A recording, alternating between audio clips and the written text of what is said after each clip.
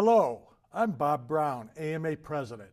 It's my honor to represent you and the Academy's 143,000 members.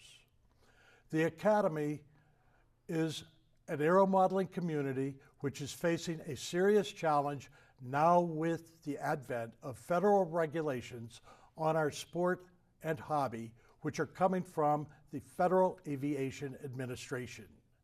In a minute or so, you're going to view a tape of a discussion between the Academy and the FAA representatives during an open forum at the 2012 AMA Expo in January. We are now coming close to the end of almost 4 years of dialogue with the FAA on this matter. We have been told repeatedly that this is solely an issue of safety and not one of national security concerns. As you are aware, the proliferation of commercial small unmanned aircraft systems, or SUAS, are beginning to clog the national airspace system. This is a growing concern for the FAA. All of us are keenly aware of the need for a safe national airspace, and we believe the AMA has proven over generations to be dedicated to safety, to the point that we believe aeromodeling has the most impeccable safety record in all aeronautics. This apparently is not enough, according to the FAA. So we have been diligently working on your behalf to develop enhanced safety measures, devoting a considerable amount of time, talent, and treasure to prepare for the time when these restrictions will become law. The FAA is required to publish a Notice of Proposed Rulemaking, or NPRM, that will be available for open public comment over a 90-day period. That time is just about here, and it's also time for all of us to become informed and ready to respond to the FAA or your congressional representatives.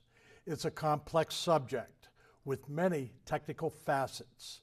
Please take the time to visit our website to learn as much as you can and be ready for a letter writing campaign to protest any new restrictions that are onerous, overreaching, impractical, and a questionable use of taxpayer dollars. While this is a serious matter, your leadership remains confident that with your help, we can preserve and protect aeromodeling as the treasure it is. We are not giving up. On the contrary, we are pressing hard. As kids say, we have your back. It's one of the many benefits your dues provides. Thank you for your support as we move forward. I'm always available to each and every one of you to answer any questions you may have. In the meantime, let's all get educated on the issue and be prepared to act. Thank you very much. To start out with, I'd like to introduce those of us that are up here. Number one, Lynn Spencer. Lynn is basically the lead on the FAA team.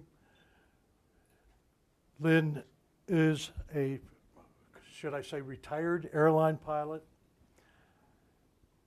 She's basically into safety investigation and so forth with the FAA. I have yet to really ask her why she's also an author, but she has written a book and it could be interesting reading. Next to Lynn is James Sizemore.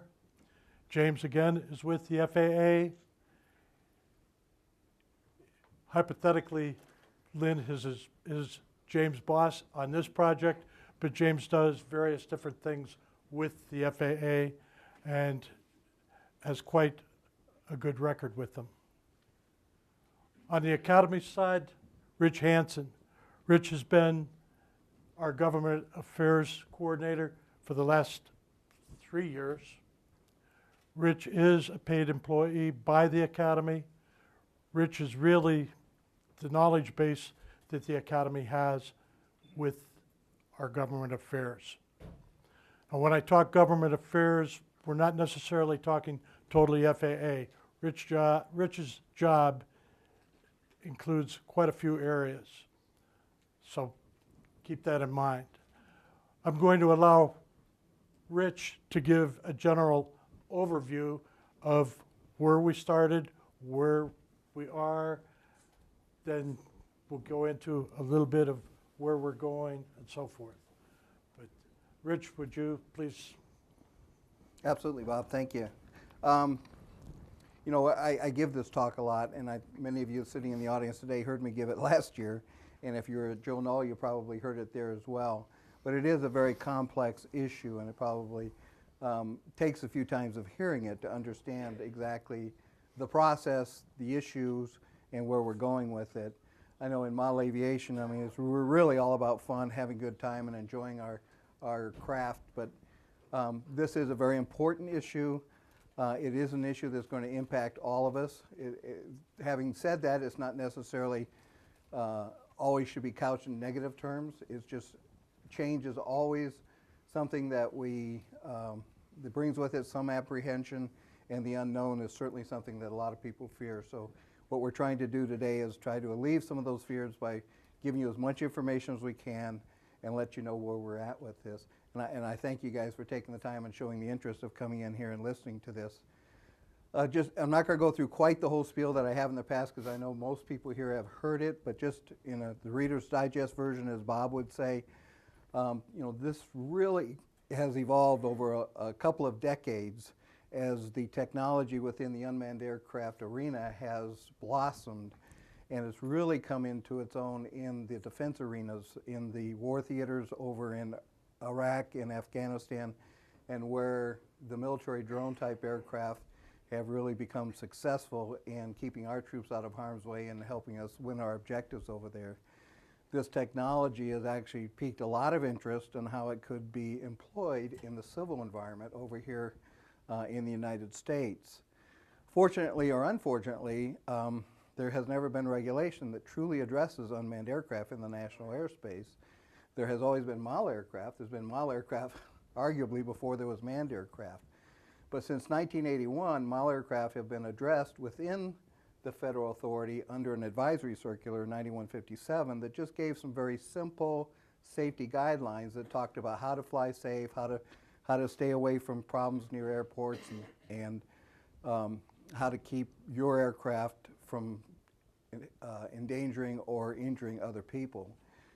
As this technology blossomed and it became more and more commercially viable, it became obvious that that was not adequate to truly integrate unmanned aircraft into the national airspace. So probably about 8 years ago or so, FAA started looking at how they're going to bring unmanned aircraft into the national airspace and create enabling regulation that will allow them to fly there safely and not only protect other manned aircraft in the airspace, but people and property on the ground as well. In looking at the spectrum of unmanned aircraft, we fall within that spectrum in that we truly are an unmanned aircraft. We meet the definition of an aircraft under the federal regulation, if you will, the federal definition, and under their authority. So we got brought into the process of this regulatory effort, somewhat to our chagrin, because we felt we have been operating safely and harmoniously since 1981 and even before that. But the fact of the matter is they are creating unmanned aircraft regulation that will impact model aviation, and that's where we are today. Now, AMA got involved in this effort back in 2008. We were asked to participate on an aviation rulemaking committee, commonly called an ARC, which was a industry community organization brought together to think through these issues of safely operating unmanned aircraft and to make suggestions to the federal government as to how they might structure a rule that would allow the integration of unmanned aircraft.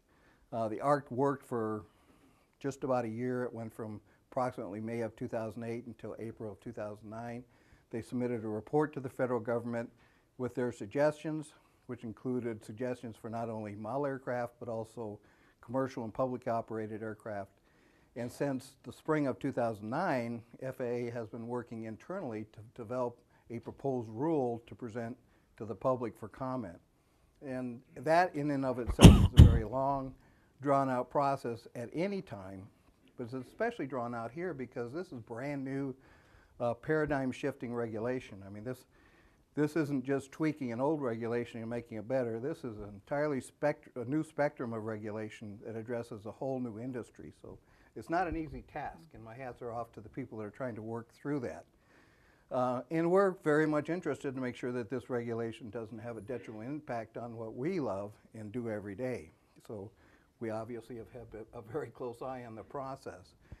Where that stands today is the notice of proposed rulemaking has finished at the FAA, but before it goes to the public, it has two stops. It has to go to the Office of the Secretary of Transportation at the Department of Transportation for their sign-off, which has been there since probably September, late August, early September. And we are literally, we being the federal government and the public, are waiting for that document to leave the Secretary's office. And the next step is the Office of Management and Budget, where they have to give it a review for any economic impact concerns. How long that'll take, I think the process allows for 90 days, but there's always the possibility of them going beyond that because they run into review issues that need further study, so on and so forth. But it really is a Ouija board answer. The rule actually was originally thought it would have come out almost a year ago. Then we thought it would come out in summer, then late summer, and then December, and then February.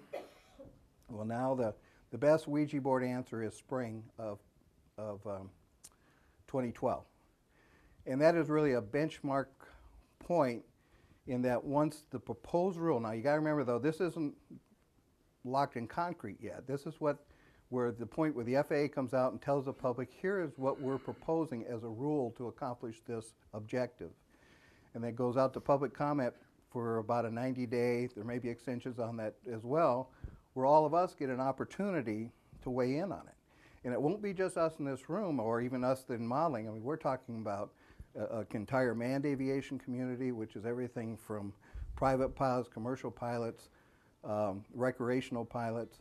There'll be a huge community interest in that because we're now talking about unmanned aircraft flying in your communities.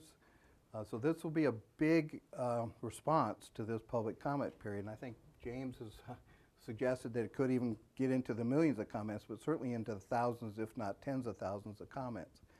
And then once the public comment period is over, they have to go back in and weed through all these comments and evaluate them and then make decisions on how and what they need to do with the rule to respond to these comments. And quite honestly, they can do nothing. They could tweak the rule in some areas where they thought there were some valid issues that maybe had been overlooked in the development process. They could even decide to go back and rewrite the rule entirely, which would then tell them they got to put it out to public comment period again. But let's say everything pretty much goes as expected, they would tweak the rule based upon the public comments, and then at some point in time, probably late 2012, final rule? You wouldn't even guess on it? Well, I'm going to guess on it because I like guessing. You know, my guess is late 2012, maybe even first quarter 2013, they will then come out with a final rule. And now this is what they say, we've looked at your comments, we've evaluated them, we've considered them, we've made adjustments where we thought that was appropriate. Here's now what we're going to do. And it will come out in the Federal Register as a final rule. And they typically then have a time period by which you'll be able to prepare for implementation.